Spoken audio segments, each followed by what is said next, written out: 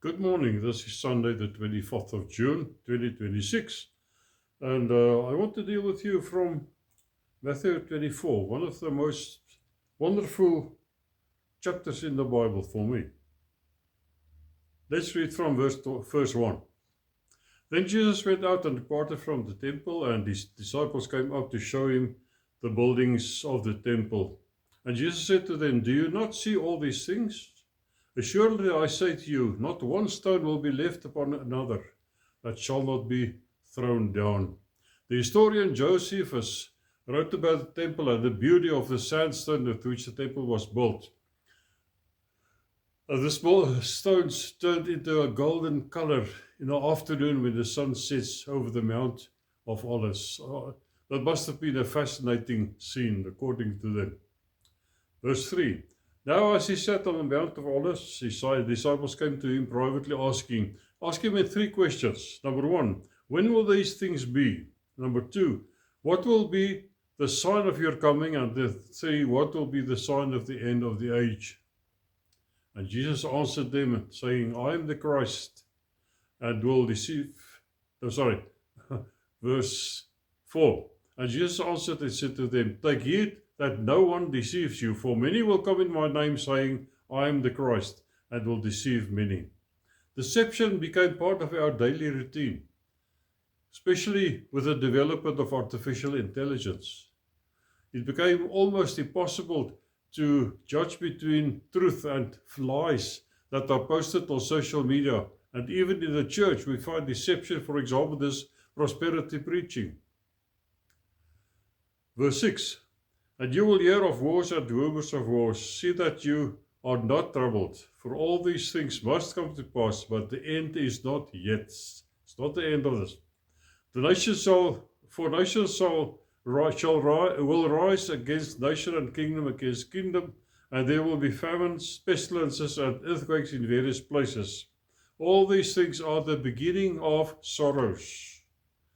Then they will deliver you up to tribulation and kill you, and you will be hated by all nations for my name's sake.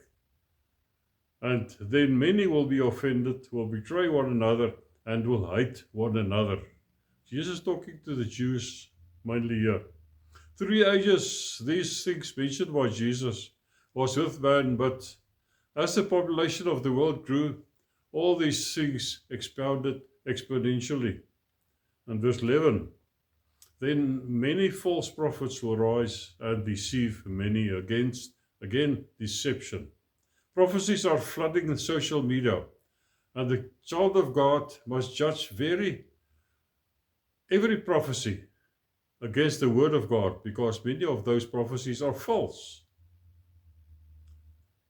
Verse 12, because lawlessness will abound, the love of many will grow cold.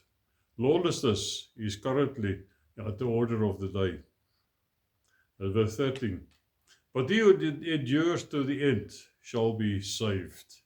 And this gospel of the kingdom will be preached to all the world as a witness to all the nations, and then the end will come.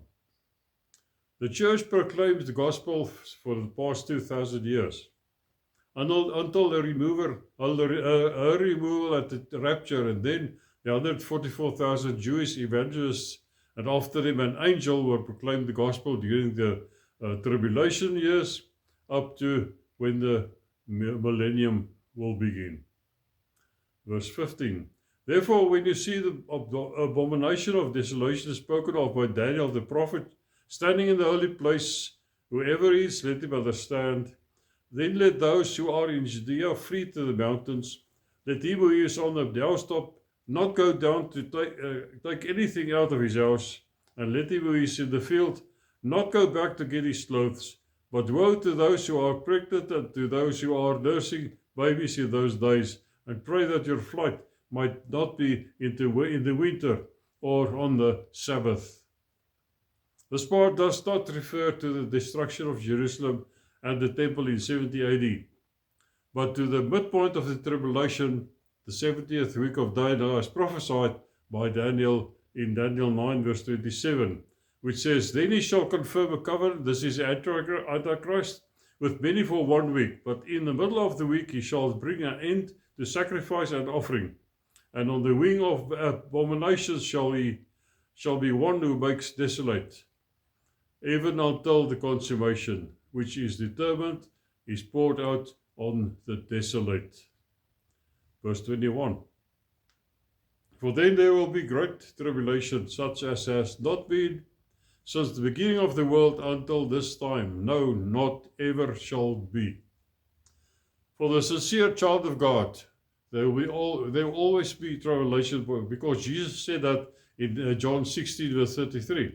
But the tribulations referred to in verse 21 of Matthew 24 is totally different from the tribulation at any other time in history and up to this hour.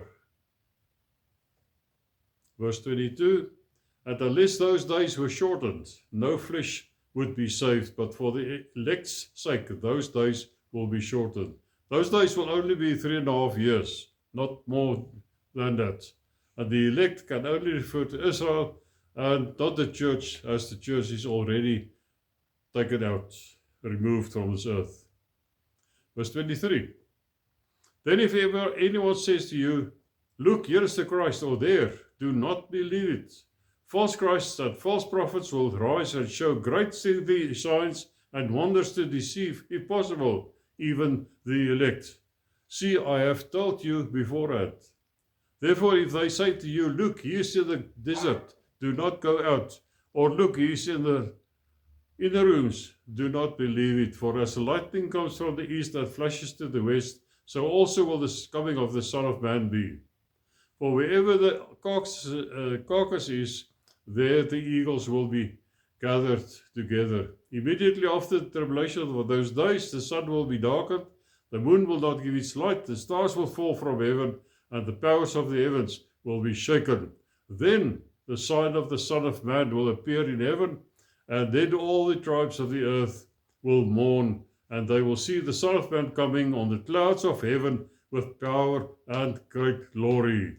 Son of Man, Jesus Christ himself. Revelation 19 verse 1 says, Now I saw heaven opened, and behold, a white horse, and he who sat on him was called Faithful and True, our Jesus Christ. Verse 13 was clothed with a robe dipped in blood, and his name is called the Word of God. And his bride is with him. Verse 14 of Revelation 19. And the armies of heaven, clothed in fine linen, white and clean, followed him on white horses. They came down with Jesus. Back to Matthew 24, verse 31. And he will send his angels with a great sound of a trumpet. Remember this phrase, great sound of a trumpet. And they will gather together his elect from the four winds, from one end of heaven to the other. And I'm sure this refers to prophecy from Isaiah in Isaiah 27 verse 12. And it shall come to pass in that day that the Lord will thresh from the channel of the river to the brook of Egypt, and you will be gathered by one, O you children of Israel. So it shall be in that day, the great trumpet will be blown. We referred in Matthew verse 31, a great sound of a trumpet. Here he says, great trumpet will blow. They will come who are about to perish in the land of Assyria, and they who are outcasts in the land of Egypt, and shall worship the Lord in the holy mount at Jerusalem. And I think of this point in time, the prophecy of Zechariah will also be true. Zechariah 13 verse 8. And it shall come to pass in all the land, says the Lord, that 2/3 in it shall be cut off and die, but 1/3 shall be left in it. That must be the time of the Antichrist, mid of a 7-year period, when he sits in the temple and declares himself as God. And the Jews will then realize this was not their Messiah, and a third of them will flee to the mountains, Petra most probably, and 2/3 will be cut off, will be dead. And verse 9 says, I will bring the 1/3 through the fire, will refine them as silver is refined, and test them as gold is tested. Then they will call on my name, and I will answer them, and I'll say, this is my people, and each one will say, the Lord is my God. That is at the end of the tribulation, just before the millennium. Back to Matthew 24, verse 32. Now then, this parable for the fig tree, when his branch has already become tender and puts forth leaves, you know that summer is near. So you also, when you see all these things, know that it is near at the doors. Surely I say to you, this generation will by no means pass away till all these things take place. Heaven and earth will pass away, but my words will by no means pass away. In Scripture, the fig tree refers to Israel. And we saw the fig tree puts on forth leaves, budding, and that happened on May 14th of 1948. They became a nation, one of the greatest wonders in human history, a people that was scattered across the world, in every nation, relentlessly pursued and murdered by the millions, came back to their land with their own language. And verse 36, but of that day and hour no one knows, not even the angels in heaven, but my Father only. However, the born again shall know the season, as the Apostle Paul says in 1 Thessalonians 5 verse 4. But you, brethren, are not in darkness so that this day should overtake you as a thief. You are all sons of light and sons of the day. We are not of the night or of darkness. Verse 37, but as the days of Noah were, so also will the coming of the Son of Man be. For as in the days before the flood, they were eating and drinking, marrying and giving in marriage, until the day that Noah entered the ark, and did not know until the flood came and took them all away.